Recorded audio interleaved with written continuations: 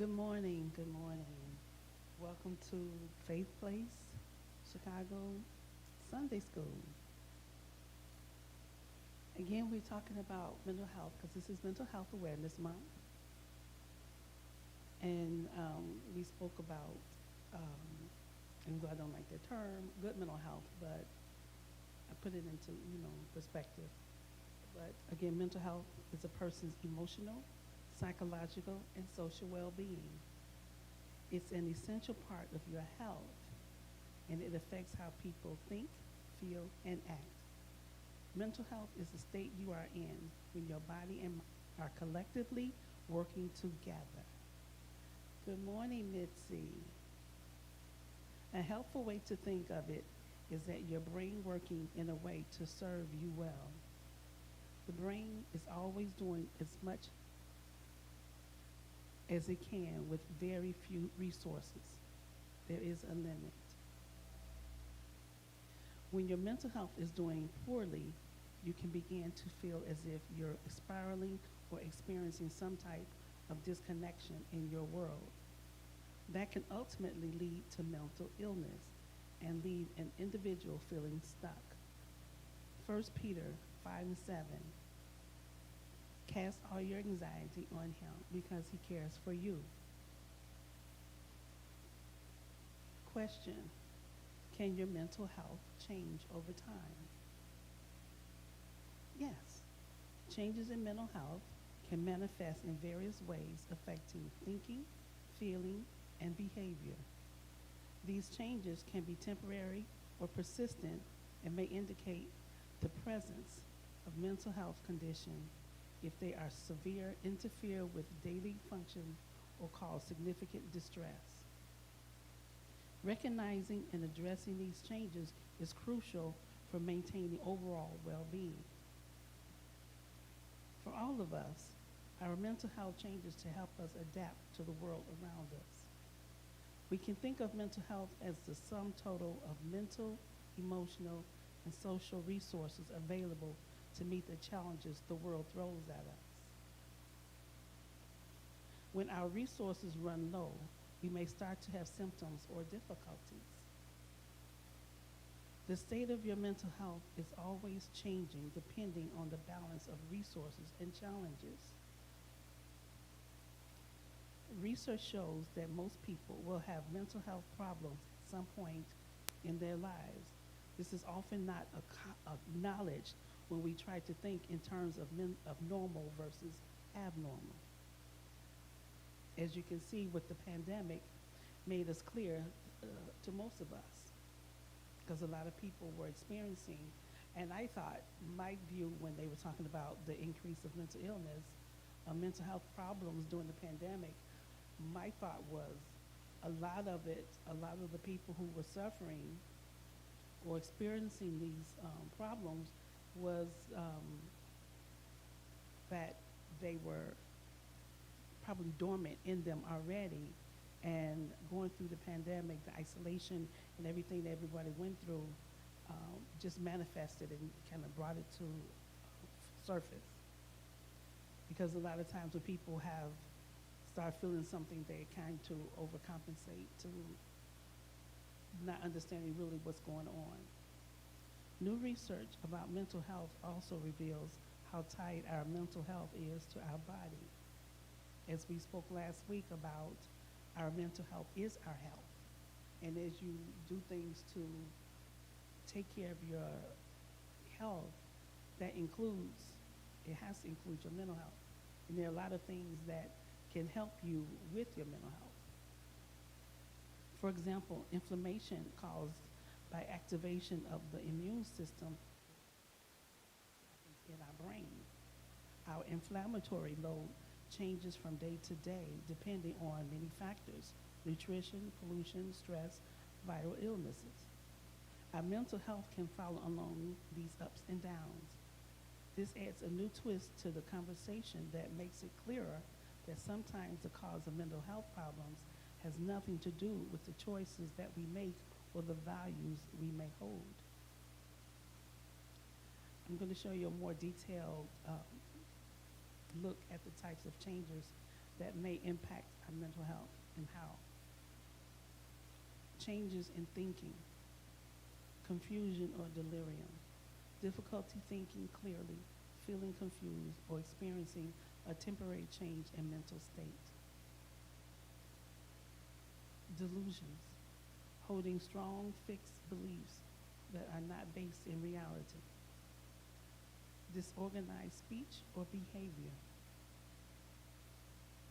Difficulty expressing thoughts or actions in a logical and organized manner. Hallucinations, experiencing sensory perceptions like hearing voices or seeing images that are not real. Problems with concentration and memory, difficulty focusing, paying attention, or remembering information. Changes in feeling, mood swings, experiencing extreme shifts in mood from highs to lows that can be disruptive. Most people know about depression, feeling sad, hopeless, or losing interest in activities. They also understand and know about anxiety, experiencing excessive worry, fear, or panic. You saw a lot of that during the pandemic, and a lot of people are feeling that now, the anxiety and the depression on what's going on in this world today. So it's something they need to pay attention to. Apathy, feeling a lack of interest or motivation. Changes in appetite or sleep, experiencing significant changes in eating or sleeping patterns. All of these changes that I'm speaking of is something that you need to pay attention to. Because as I said, your mental health is your health. And you need to take care of all of you. Changes in behavior, social withdrawal, withdrawing from social activities and relationships. Changes in energy levels, experiencing low energy, fatigue, or difficulty getting out of bed.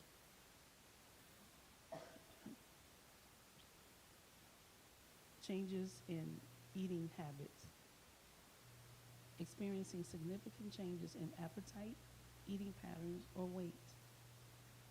Changes in personal care, neglecting personal hygiene or daily tasks. Increased substance use, using alcohol or drugs more than usual. When I worked in mental health, we had this phrase that they use, dual diagnose, because that was mentally ill and substance abuse. And I remember speaking with someone later on when I was with the state. I was talking to a woman who was a substance user. And I asked her a question. I asked her, did she ever feel like she was having any kind of mental health problems or concerns prior to her starting using drugs? And she said yes. And because a lot of times people who will feel this, experience this, will, not all the time, but some people will use, self-medicate. They will self-medicate, they will use drugs or alcohol, and to combat what they're feeling and experiencing, thinking that will help. Instead of, and I told her, I said, you aware that at that time, the city had mental health facilities all over that was free. And the help that she could have gotten would have avoided, she could have avoided the problems that she was having, and that the drugs was affecting her self and her family. Impact on daily functioning. Difficulty coping with the daily stress. Finding it difficult to manage daily challenges and problems. problems at work or school, experiencing difficulties with work performance or academic achievement, difficulty with relationships, experiencing challenges in maintaining healthy relationships with family, friends, or romantic partners. Psalms 34, 4 and 5. I sought the Lord, and he answered me. He delivered me from all my fears. Those who look to him are radiant. Their faces are never covered with shame. Some people feel when they start having problems, they may delay seeking treatment because of shame. There's no shame. There's no shame to that. And I know there's a lot of stigma to mental health. But when you think of it, when you put it into the perspective that mind, body, soul, and spirit, you're one being, you need to take care of all of you. There's no shame in other illnesses that people have experienced in their lifetime. So they shouldn't feel, or if you're experiencing this, you shouldn't feel any shame in what you're experiencing. When our mental health gets out of balance, the best way to correct it is to seek the Lord. When we call upon him for help, whenever we're battling something, whether it's mental health related or otherwise, he will always come to our help. The scripture on mental health reminds us of just that. When we feel pains in our body, we pray on it. That does not mean that we don't go and seek treatment. If you have pains, if you have problems with whatever's going on inside your body, you do seek out to the Lord, but then you do go to the doctor. Psalms 34, 17 to 19. The righteous cry out, and the Lord hears and rescues them from all their troubles. The Lord is near to the brokenhearted and saves those who are crushed in spirit. The afflictions of the righteous are many, but the Lord rescues him from them all. This passage assures the righteous that God is close to the brokenhearted and delivers those who are crushed in their spirit. What do you think is the importance of having a personal relationship with the Lord?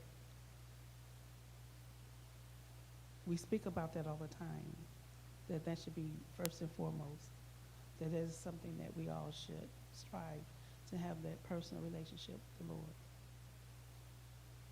They used to say, I used to hear back in the day, that you store up prayers, because some days you might be so brokenhearted or downtrodden that you can't utter a prayer, but you've been praying so much, and he knows you. Just like if you had a very close relationship with a friend and you experiencing some problems, and all you got to do is say, hey, I need you. They're right there. So if you're develop that close relationship with the Lord, and you just call out to him, he is right there, by thee. When you're alone, in the dark, by yourself, going through this thinking, overthinking, he's right there. He is right there to give you whatever you need to comfort you. What do you think is importance of having a prayer life? I was just saying that back in the day, I used to hear a lot of the church people saying that you need to have that prayer life. Not just when times are bad, because let's face it, I think I mentioned this a long time ago. Good morning, Mother Reeves. What if you had a friend who only called you when they wanted something? how would you feel? Brother Wiley, good morning. How would that make you feel if you see their name, Jackie Hines, good morning. You see their names on the caller ID and you think, oh God, what do they want now? And you can, we probably could all have had somebody in our life like that. I had someone that I can literally just pick up and say, what do you need? But I didn't do it. I didn't do it that way. But when I did answer, I was faced with the same, I need a favor, or could you, or would you not, hey, how you doing? I was just calling, I thought about you. Just wanted to talk to you. See how things going. Imagine if you had, what would you do if you had a friend like that? Come on, you all. What would you do if you had a friend that every time they called you, they wanted something from you? How would you handle that? Brother Wiley, I know you got some good words. And Sister Jackie, just think about it. Just let your mind go there a minute. You see their name on the caller ID, and you're thinking, what could it be now? What do they want now? And as soon as you pick up, they tell you what it is that they want. So imagine that's the only time God hears from you is when you want something. Not just to praise him or thank him. Good morning, Evangelist Sibby.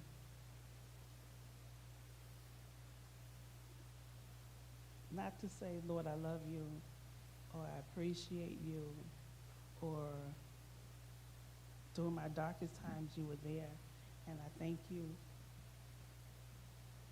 None of that. None of that. So, imagine how he would feel. Because when you have that friend, when it's your time going through troubles, are they going to pick up? Are they going to reciprocate? That's a good question.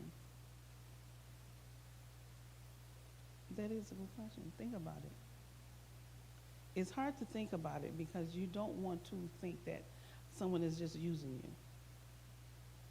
Because that does hurt. To think that the only reason somebody's in your life is because of what you can do for them. So, good morning. Why mental health is important. It helps us to cope with stress, learn, work, and build relationships. It is a fundamental human right. It's closely linked to physical health, as we were talking about last week, because you do all that you can to build up your physical health. You have to do all that you can for your mental health. It's essential for overall health and quality of life. It's a key factor in personal, community, and social economic development. Is there a difference between mental health and mental illness? Sister Hines says, you're right. We have to learn to go to God when things are going good for us too. Exactly. Because you don't want him to say, oh, that's Kathy again. Oh my gosh. Oh, there's Sister Jackie again. What does she want now? You know, you can just imagine. I know he wouldn't do that because he's your father. There is an important difference between the concepts of mental health and mental illness. We think of mental health as a spectrum of mental and emotional well-being. Where we are on that spectrum is dynamic. It changes over time. Good morning, Geneva Williams. If you think about it, the spectrum, this is good mental health, this is mental illness. You may not everybody get over here, but life happens and it may take you to here. And then because you're healthy, and you work through your mind, body, soul, and spirit, you'll get back to your regular self, your normal, healthy self. But if and another something happens and you move over here, but then you can get back to here. But if something happens and then something happens and then something happens and then something happens, you can get so bombarded with things that's happening that you realize it and you start to struggle to get back to where you were in your healthy state. You may not reach over here with the diagnosed mental illness, but things happen and you can have, depression, anxiety, things come on you. You can experience these things. But if you're healthy and you constantly work on your well-being, you can get back to your starting point. Some things may hit hard. Sometimes it may take longer to get back to your original state. And some people may not get all the way there. They might still experience anxiety or some depression throughout their lives. But that does not mean that you don't stop and work on your well-being. Where we are on the spectrum is dynamic, and it does change over time. It is entirely normal to have challenges at some point in our life. Like we say, life be lifing. So, things happen, and you have to face it. You have to deal with it. On the other hand, mental illness is a medical and scientific understanding of things like depression, post-traumatic stress disorder, known as PTSD, manic depression, and other disorders treated, psychotherapy, and or medication. Now, I've spoke on that. I do believe sometimes medication is important, but my view on psychotropic medication is if you are taking that, this is my view, if you are taking psychotropic medication for mental illness, anything, I believe that you should also be in therapy. To me, is hand in hand. It's not just take the medication and don't do the therapy. I think you also have, and if you're experiencing something, my suggestion is get a complete physical, because sometimes something physical can manifest in something that may look like it's something of mental illness, and they can take care of that. And if you do have that physical and they found out you might have a diagnosis, a psychiatrist or a psychologist can do a psych eval to get an understanding of what exactly is going on, and that will lead you to that treatment. But if you are taking psychotropic medication, and I will get back onto it next week, psychotropic medication is not exact like other physical medications. There's a lot of side effects, whereas in most medications, and when you tell your doctor what's going on, they will make adjustments. But psychotropic medication is not like a one-stop shop where it's for everyone. You have to pay attention to everything that's going on within your body so that you can tell the doctor. A psychiatrist is a medical doctor as well, so they understand the physical entities within your body. But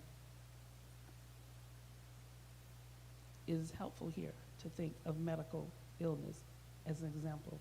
If a person has a history of high blood pressure that's controlled with medication or diet, they can feel healthy, but would you consider them as ill? If you are diabetic and you're taking insulin, are you considered ill?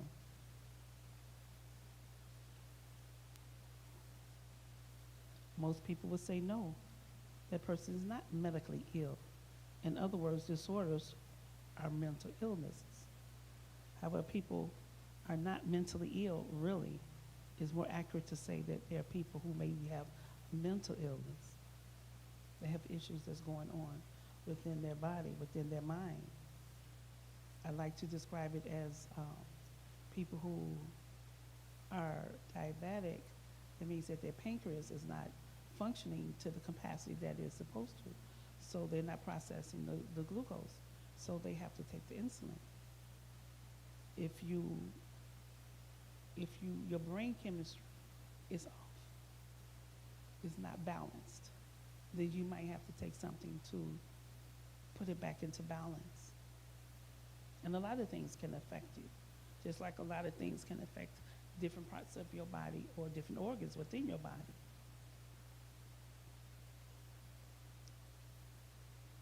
It is, it can be kind of confusing if you don't stop and think about it. But there's been a lot of research and work being done in this area.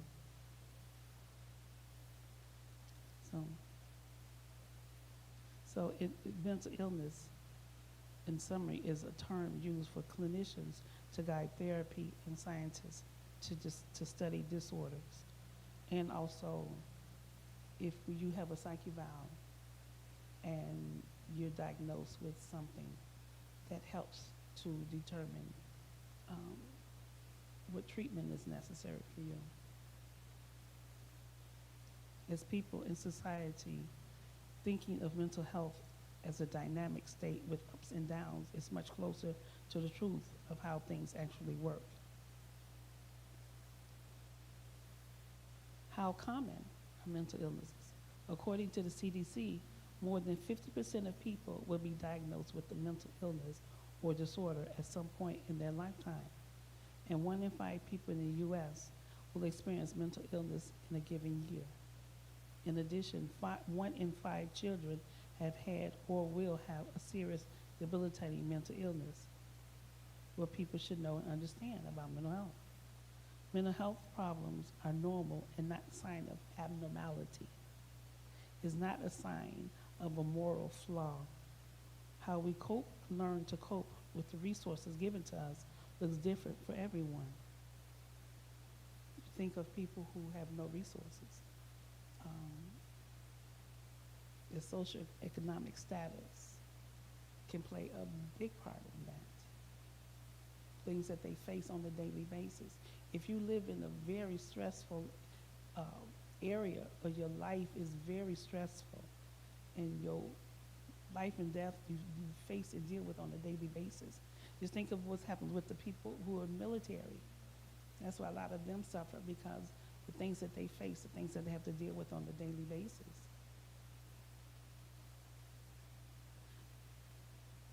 It is really important that we decrease the stigma around mental health as well as asking for help. That's why I wanted to do this. That's why I wanted to talk on this, because this is a subject that a lot of people try to avoid. You should not avoid it, because if you don't experience it, you may know someone who does, or somebody who will.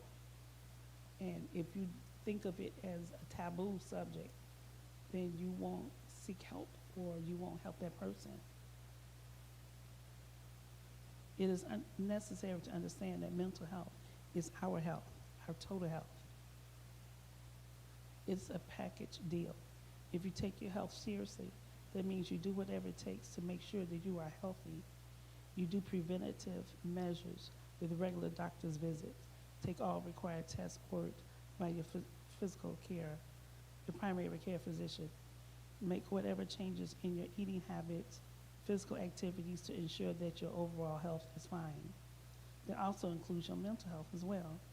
It is important for us to remember we are one, mind, body, soul, and spirit. It's not, when you think of it that way, that helps you to see that it's not, oh, everybody's going to see. You're one body. If you work out, if you do what you need to do for your health, if they say, okay, you're diabetic, so you change your eating habits, you start exercising, you start doing, and exercise is good for your health because it is your health.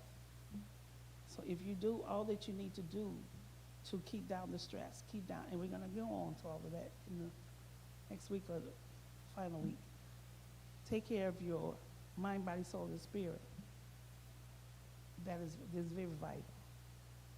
It is important that you think of yourself as one. You don't separate, oh, my body, oh, then you're my mind. But if you think about is your whole being, spiritual, mental, physical, all of that, emotional, that that would change your perspective in things that may happen within your being. Now, today is Mother's Day. Yes, happy Mother's Day. Okay, Sister Regina Sibby, with God is different. He doesn't react in manner of us as human flesh. He is above us. His ways are not like our ways. That's why we as Christians must submit to Holy Spirit who will conform us to the will of God, and then we can display the ways of God and show grace and mercy towards others. Exactly. Exactly. Just like I said, when you have that relationship with God, you don't want to be that person that some people dread to see your name on the call ID, and they're like, oh, what do they want now? Then you might come up with the excuse of not to answer it, or, oh, I can't talk long. But right now, we're going to shift the gears. We're going to talk about Mother's Day. I hope you mothers are having a blessed Mother's Day. Oh, my phone doesn't do what I want to do when I want to do it. This is one of the busiest days of the year. You go to a restaurant, you need a reservation. And those that don't take reservations, you're going to wait an hour or two just to get in. And it's something you should do to celebrate your mother.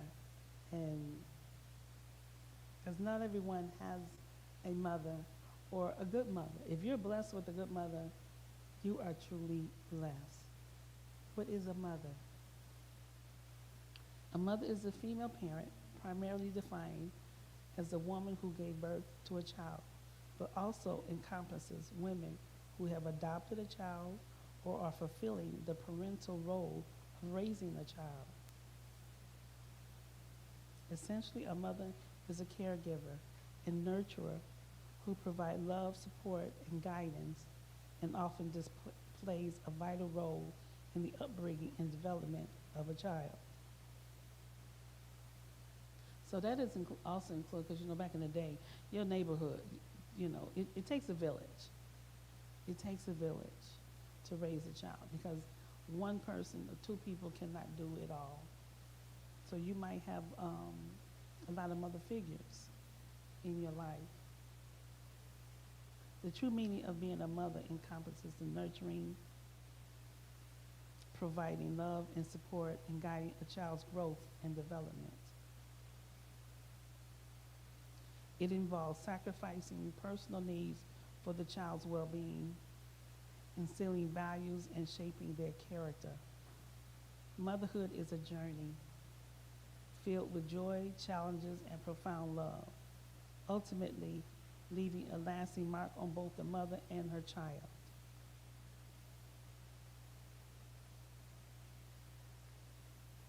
A true meaning of being a mother. Nurturing and providing. A mother's role is to care for and nurture her child, providing a safe and loving environment for them to grow and thrive. This includes meeting their basic needs like food, shelter, and clothing, as well as providing emotional support and guidance. Mothers often make sacrifices for their children's well-being, prioritizing their needs over their own. Back in the day, sad to say this, they used to say, when you have a kid, it's not about you, it's about the child. Sad to say, that's changed. That has changed. Because you see a lot of them say, it's my time too. I still got it. I still want to live, enjoy life. They don't make the sacrifice that they used to do back in the day. I'm so glad I was born back in the day. Because I'm telling you, ooh, jeez. Because when you work in foster care, and ooh, you see, mm, fostering love and connection. A mother's love is a powerful force, shaping a child's sense of self and their relationship with others. She instills in them a deep understanding of connection, empathy, and compassion. This love is often unconditional and unwavering, providing a foundation for a child's emotional, psychological development. You see, with what's going on with people today, when they don't make that sacrifice, they don't take on. A lot of people say, uh, skin to skin. They have to have a skin to skin contact. They forget you'd have to have the eye to eye contact as well. If you don't take that baby and constantly make a connection, when you see these kids who it's like they feel nothing and they don't care about anyone, I say, look in their eyes. It's void because they never had that eye to eye connection. Because when you look someone in the eye, there's a connection. And a lot of people, they forget that because they say, oh, we heard skin to skin. Yes, that's vital. But you also, and even when you have a baby, when you're feeding a baby, they're looking at you. They're looking at you. They're trying to get as much from you. And if you, all it takes is to just look down and look them in the eye. I would take the babies and just hold them up and just look them eye to eye. And they will hold that look. They will keep that connection. That connects them to someone. That teaches them to connect. And if you don't do that, it has a profound effect on these kids. That's why you see so many people. They think, oh, I'm going to give them, my kid got everything. He got tablets, they got this, they got that, but they don't have you. You are more important than toys, than the latest or the greatest. Oh, they got the iBox, they got the, well, I don't know, all those things, Xbox. They got all the iPads, they got all the this, and this. They get all the games. But you're missing something that's more vital than anything. You. That connection. What do you think? Yeah. I don't.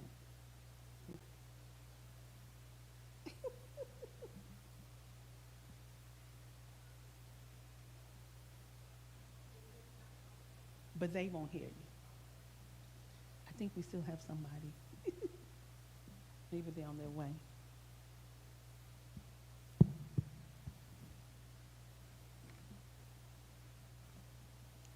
So if you do have a baby, keep looking them in the eye because you're having them to connect with people.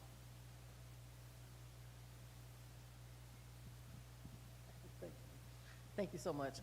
So to me, definitely eye-to-eye contact is very important. And when you have a baby, they ultimately give you the baby as soon as the baby arrives into the world, right? So you're looking at the baby, it's all endearing. You're supposed to put your, lay them on your chest, skin to skin. And then eye contact is very important because the kids today don't have any compassion. No. Anytime you can rob somebody, kill somebody, and it's just instant. It's no thought behind it. It's no love. I always say in the world today, where's the compassion? Where's the love? These kids are totally lost. However, yes, it's No, I was just laughing at you. However, oh, but did I say it again? Sorry. That's okay. That's your word. So yes, I think that eye contact is very important, and emotions. You have to show emotion with your children. Yes. And you can give, and a lot of parents go by the theory, I'll give my child whatever they want, and pretty much the TV and the videos and the game systems are raising their children because the Yes, they the are. parents don't have time. They didn't have compassion, so they don't know how to show compassion. Some people don't know how to show love because they never were given love. Right. And in the foster system, it's definitely true because they didn't start out that way. It was a rough start, so they continue it down a rough path. But eye to eye is very important. Compassion. You got to hug your kids just out the blue sometimes, just to say I love you. You know, how was your day? And I used to tell people when I was in the school system, all kids have feelings too. Yes. Their opinion matters, and a lot of Yes. people just, they all right, they're a kid. You know what I'm saying? And brush them off. No, it's not like, you shouldn't be like that. Because kids very much so need to hear, how was your day today? Or, give me a hug. I hope you have a good day. And the kids be so surprised when I say that at the school, like, oh, Somebody cares. yeah, oh, thank you, you too. Like, so, yeah, You'd be it's very important. surprised. I've talked about my work with DCFS, and I would often speak to these kids, give them terms of endearment, because some of them will never have that. And someone says, "Oh, I'm going to school for social work, and you're not supposed to do that." I said, yes, maybe in general, but these kids, this is a different entity. It's completely different. A lot of what these kids, some of these kids have gone through, and you talked about these kids is walking around with no emotion. That's what I say. Look in their eyes. Look at their eyes. It's void, because no one made that connection. They have never had that connection to people, and that is vital. Tablets, because when I was little, yeah, we had one television in the house, and when all my siblings, because I was young, because all my siblings in school, my mother did not have me in front of the television. It didn't. I don't think it came on during the day at that time. We all family sat around at night. I would be me. This is me. Give me a pencil and some paper. I'm good. I would sit there and at the table while she's doing whatever in the kitchen. She's doing whatever she's doing in the kitchen, and so by the time I went to Head Start, the teacher says, "This." I can still see this day. I don't remember a lot, but I remember this. She says, "Kathy, you know everything." Because one of my sisters taught me how to tell time. Someone else taught me, so I learned a lot, especially if you're youngest, you learn from everything. And she said, these kids need me more. And I remember looking at them, and they frightened me because they were climbing over the desk and everything, and I'm thinking, oh God, what is going on? And I thank God that I had that, and my mother would always look me, even as an adult, she would stand in front of me sometime and look me in my eyes.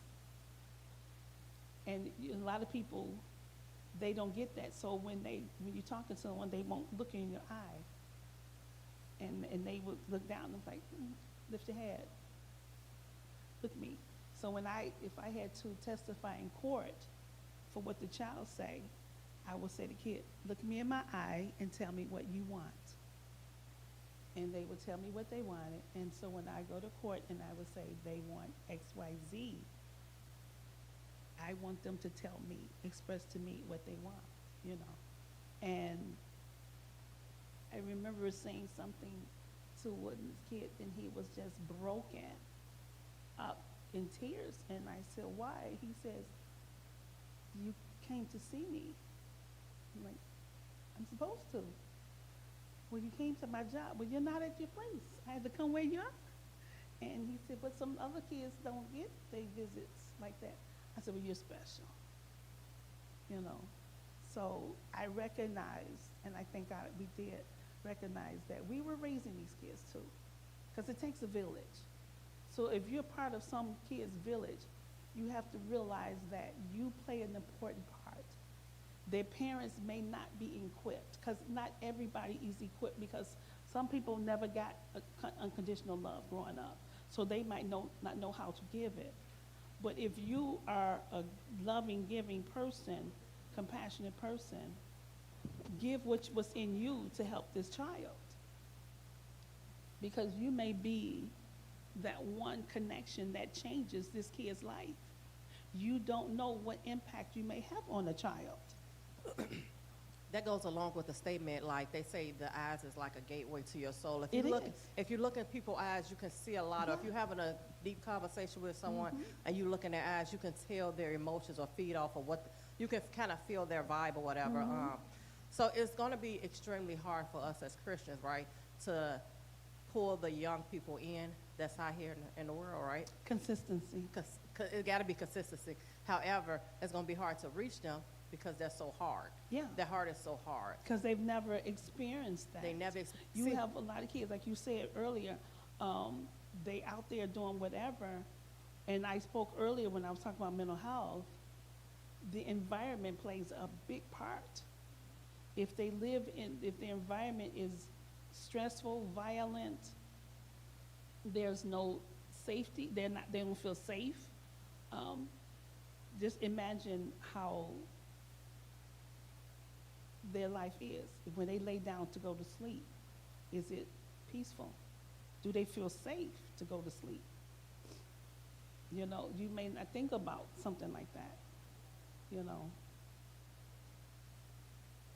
Shaping a character and instilling value.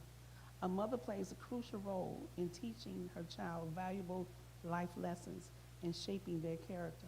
She guides them in developing self-esteem, resilience, and a strong moral compass. This includes instilling in them the importance of honesty, kindness, and respect for others.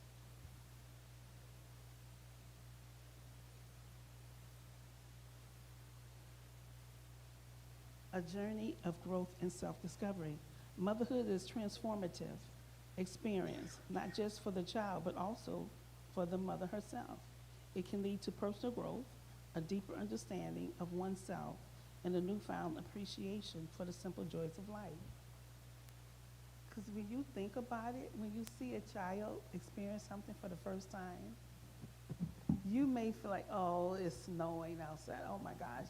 But the baby who's never seen snow, the child who's never seen snow, and the joy that they have.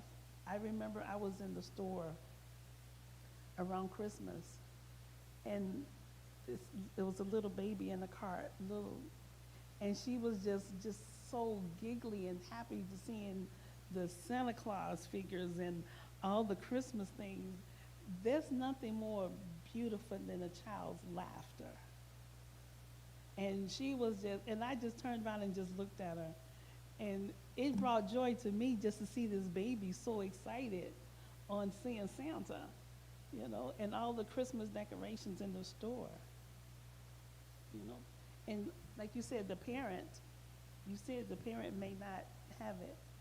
That's why that support system, that village is important. That village is important. Even working with DCFS and with someone who has a mental illness, that don't stop them from being a parent. But if they have a good support system to help that child, that's fine. And even if you don't have a mental illness, you still need that support system because you may not have everything that child needs. You need somebody else. Somebody else might come in and give one thing. Another person is in their life, give them something else, you know. I had an uncle who used to come in and just challenge me on math problems. And I would get it all the time. But the fact that he would come in and say, okay, I got one for you. And he would get it and I'd give him an answer and he would just get so, you know, elated. You play an important role. I want to ask a question. What is it, even if your mother is gone, to be with the Lord, especially that, what is that your mother used to say to you that you repeat, that you say a lot? You quote. Did you quote your mother and things that she used to say with you? Do you find yourself repeating some of the words that she used to say to you? Because I quote my mother a lot. I don't even think she realized how wise she was. I quote her all the time, especially in Sunday school. My mother says, she used to tell us, da da da da. And I have friends who they quote, they say, I always think your mama said this, or your mother said this, you know. So what is it that, huh?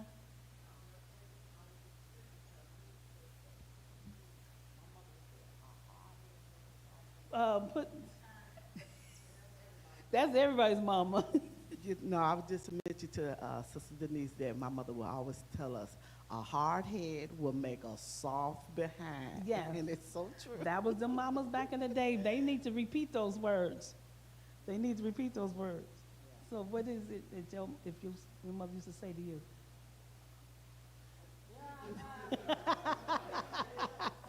We keep it in PG. That is true. Come on, give me some more. What is your? Because like I said, I quote my mother all the time. My last one was I used to say that's why they have erasers on pencils because everybody makes mistakes.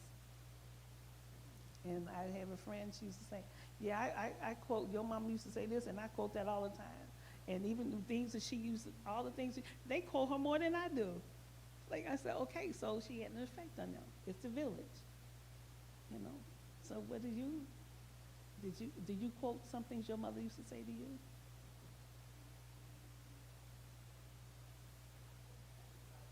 Yeah. Yeah, we do.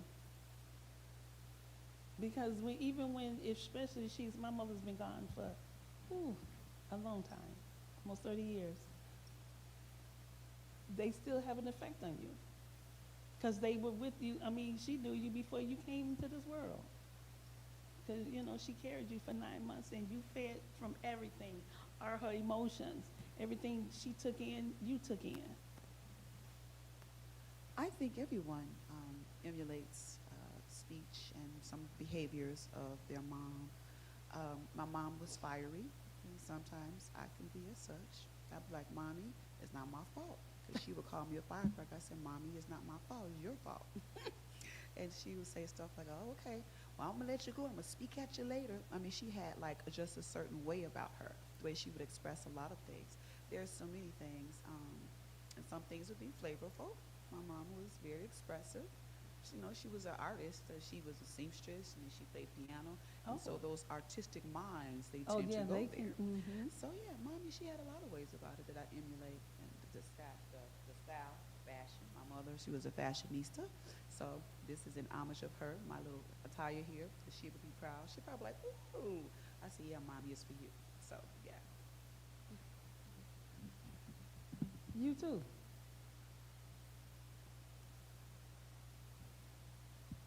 Me and you that mother-son relationship, okay. Especially them black mamas and they sons. So me and my mom pray every morning. That's my prayer partner.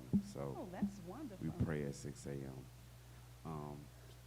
I've prayer, like that's one of the things that so by the time I was 6, my mom had lost her husband and her mother. Oh, wow. So I just remember her praying and writing. So to this day, I pray and I write. So I got a journal for however I feel. If the sky blue, I got a journal for just blue days. Like, yeah, so that's one of the things that I definitely got from my mom. If you notice, when I pray, I say the Lord's Prayer every time I pray. That's my mama. Every time she prays, she saying the Lord's Prayer. And we don't let her pray at no family functions because the food will get cold. That's wonderful. Nothing? Okay. Denise, do you quote your mother? I think Journey do. Does Journey want to tell it? Well, see, my mom, she's how you see Mother Reese is how she always been. She's very laid back and cool. She don't say much, but if I get on her nerves, she'll hit me with Denise, real slow. And that's how I knew, get off her nerve, leave her alone, do what you're supposed to do. She never was like argumentative or like she didn't have posts or nothing, but she did always say, keep on. That little, so what's the quote? That little soft behind quote? Yeah, she used to tell me that a lot when I got in my teenage year. All right, you're going to keep on and you're going to end up, you're going to see And that's all she would say. Or she'd say, Denise, and that let me know, get it together before she get me together. But she's never been like the quoting or argumentative. She always been nonchalant and laid back, just like she is now. You know, we talking back in the day. Back in the day, the mother can give you a look. And that said everything. And a whole lot.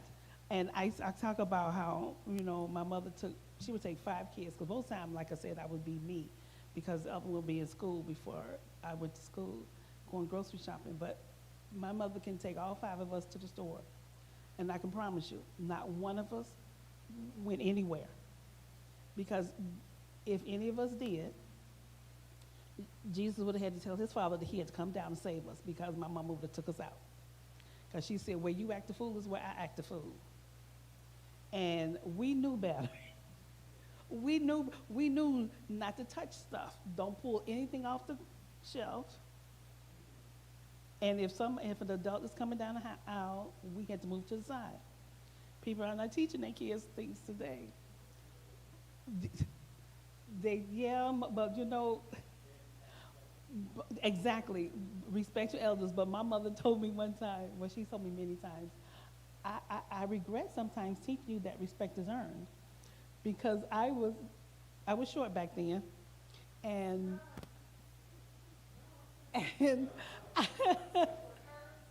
I was short.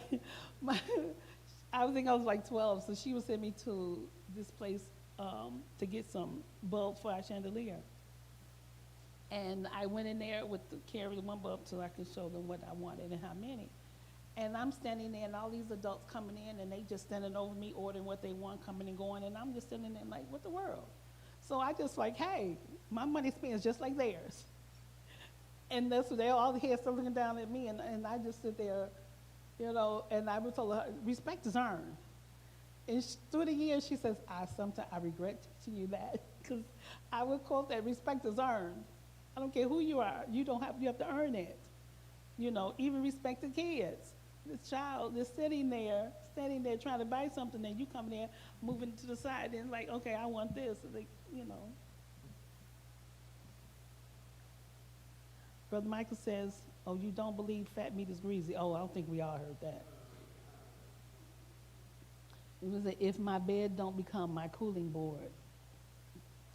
Evangelist Sippy said, if I question why about things I didn't quite understand, my mom would say, keep living. Yeah. I know I used to say whatever, and then like, that's why. And my niece, she's my first niece, when she was a baby, just learning to talk, I don't know what it was about our living room. She would take you by the hand and walk to the living room, and she'd turn around and go da-da-da-da-da in baby talk, and then she'd say, that's why, and then she'd walk away. Because she heard me because I was like, well, I did this, that's why I did this, or that's why. And she would just, that's why. And it was just, it's cute because they pick up everything from you. They are like recorders. They are sponges, they soak in. So imagine if you are not presenting something you want to instill in them, and they see you do something or behave a certain way, and they're picking that up. You know, you have to watch. We used to always hear, you have to watch what you say and do around the child, because they will repeat some things. They will repeat some things. We had this kid, and this woman, I stole her child. She stole my heart, so I had to keep her. And she would just start talking like, you don't talk about that. Don't talk about that. And they just want to repeat everything they hear. So you have to be careful. What does the Bible say about motherhood? Motherhood is a blessing. Children are a heritage from the Lord, offspring being a reward from him. Ordained by God, Psalms 139:13, for you created my inmost being. You knit me together in my mother's womb.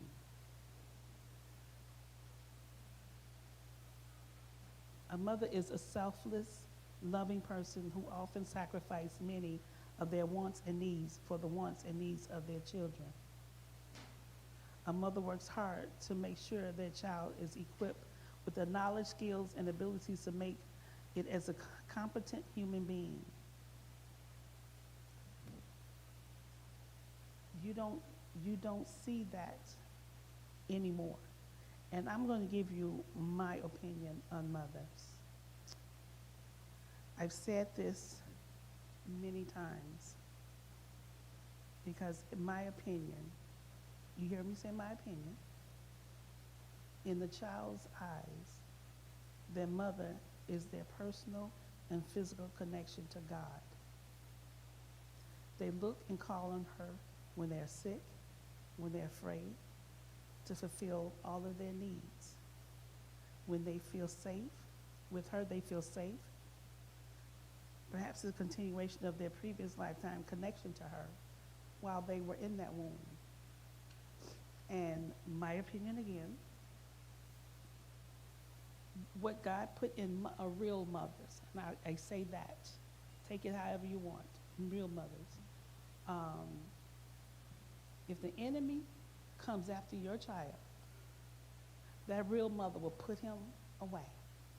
He will fear that mother because he knows the power that God put in that mother for that child. If a woman can lift a car, if her child is under there, she can tear him up if he comes after her child. And I think mothers need to remember the power that's within them. God gave it to you. How else are you able, just giving birth, able to go through, because my sister, Michelle, she developed pneumonia when she gave birth to her son. So she had to stay in the hospital. They discharged him. So we brought him home. And she was bothered by that. She was trying to keep him there. But we took him home. It wore me out. I didn't just give birth. I was a teenager. But it wore me out taking care of him.